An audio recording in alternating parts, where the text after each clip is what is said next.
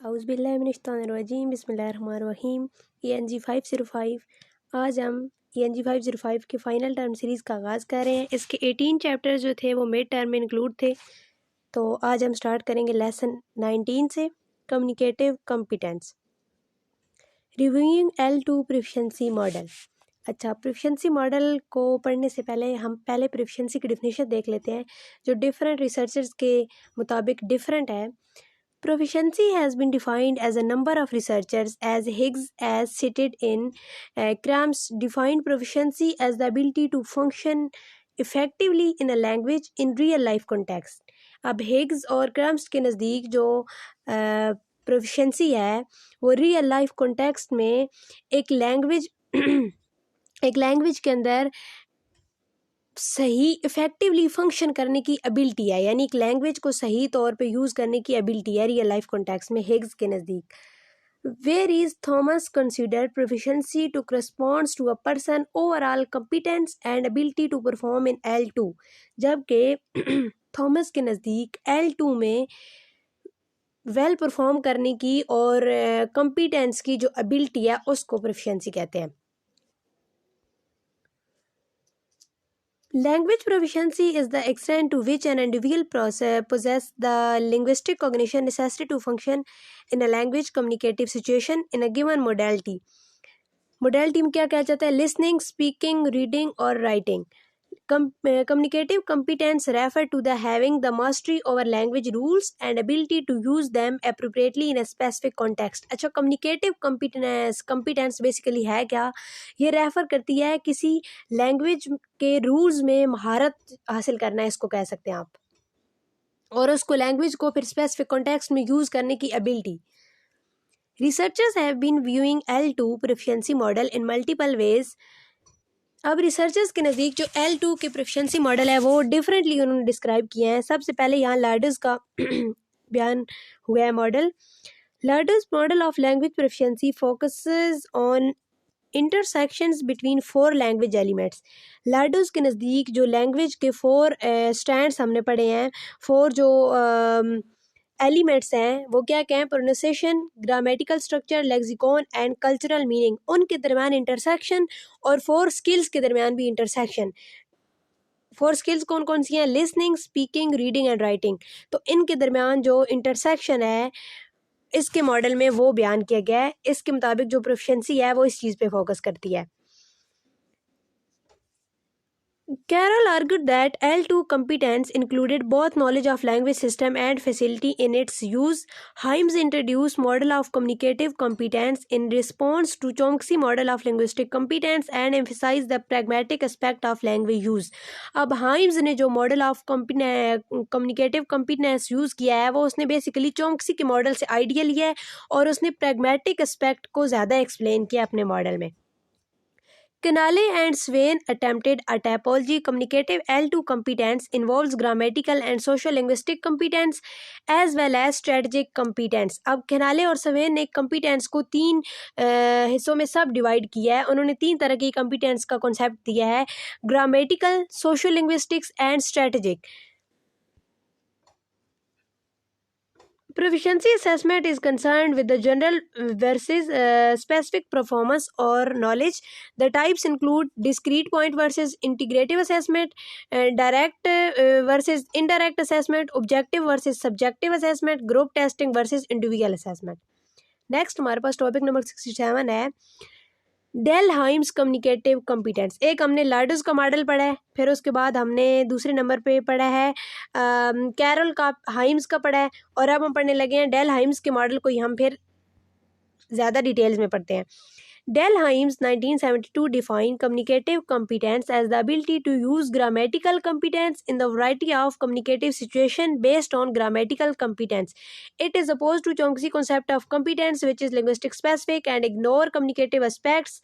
Haim's communicative competence come as a reaction of Chomsky's idea of competence। Himes claims in speaking of competence, it is especially important not to separate cognitive from effective and volitive factors so far as the impact of the theory on educational practice is concerned। अच्छा, hymns का जो model था basically वो refer कर होता है ability to use grammatical competence in variety of communicative situation.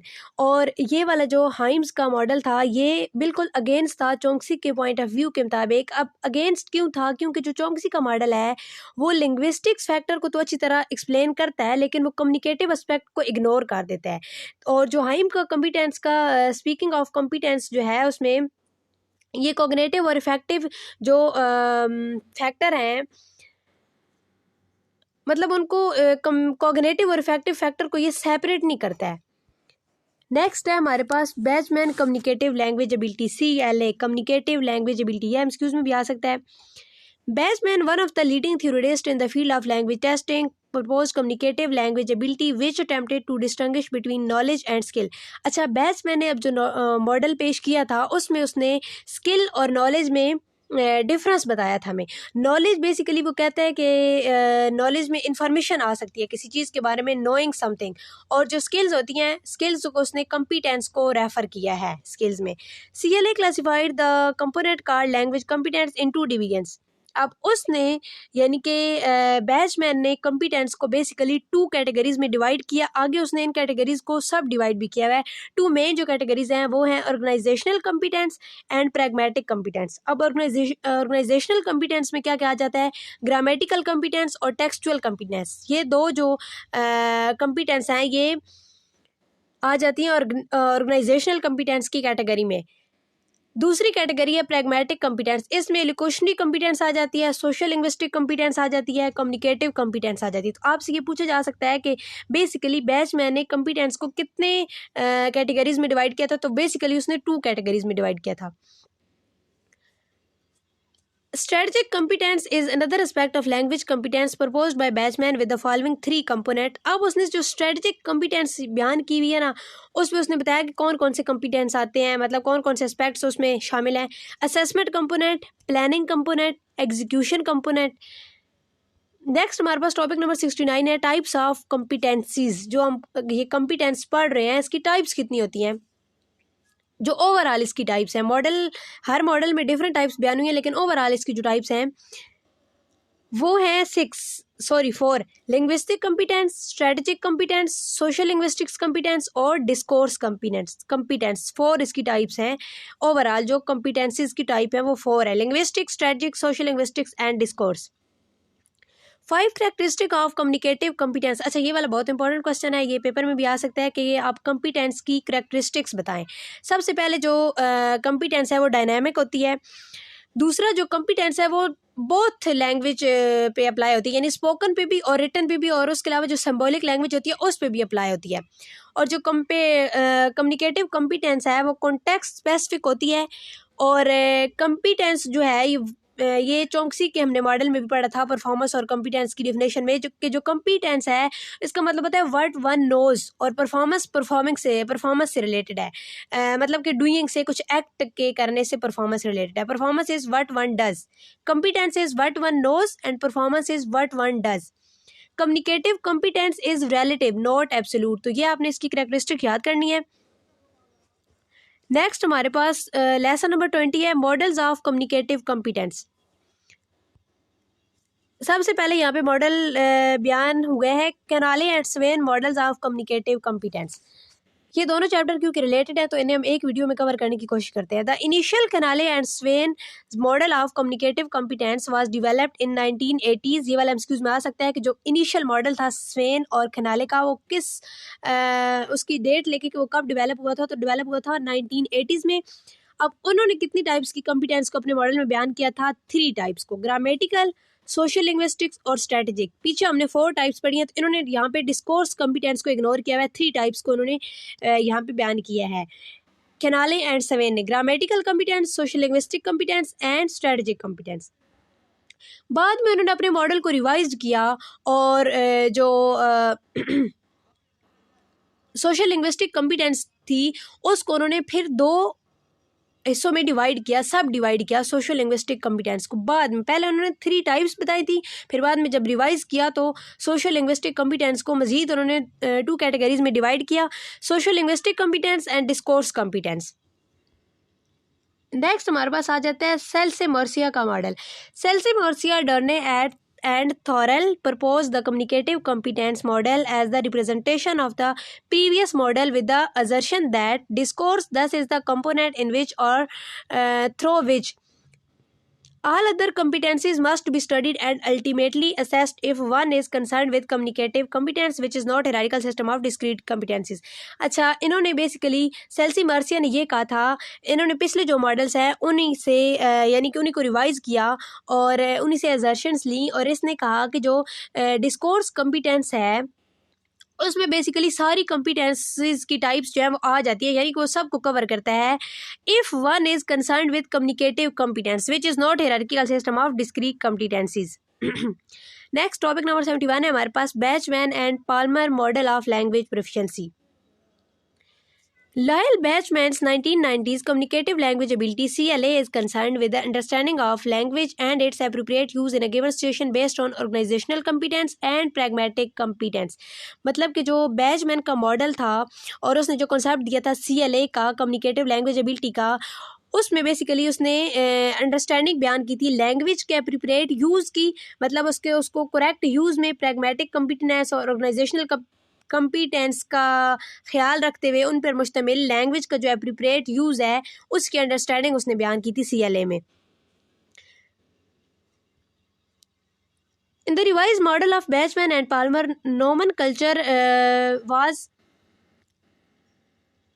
changed from the term competence to knowledge and strategic competence being proposed as a set of metacognitive strategies।